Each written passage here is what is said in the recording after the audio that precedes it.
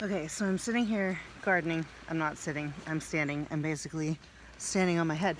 But I'm sitting here gardening, thinking about how we can make gardening more accessible for people with disabilities and ailments, because last year when I was pregnant, I couldn't stand upside down like this. I'm not upside down, I'm just leaning over. I don't know. I couldn't because my acid reflux was so bad from the pregnancy that I just could not be in this position. It was horrible. And then I couldn't squat down because my plantar fasciitis was so bad.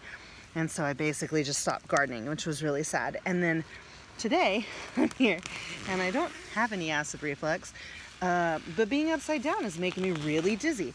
And I still can't squat down because all of the joint problems from everything, I don't know, undiagnosed everything, and also medications that I recently got off of.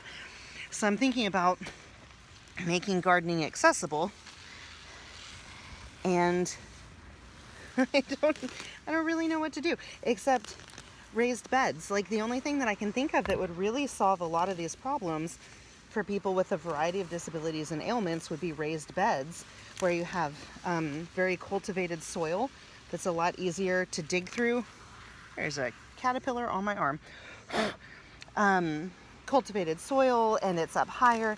And I've seen a really cool raised bed that was shaped like a horseshoe, and people in wheelchairs could like pull up into the middle of the horseshoe and still reach everything. Woo, you're gonna fall off the wood there. There we go.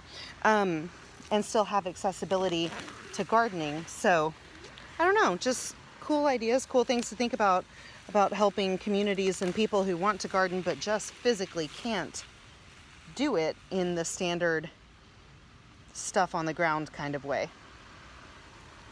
Stuff to think about in the morning.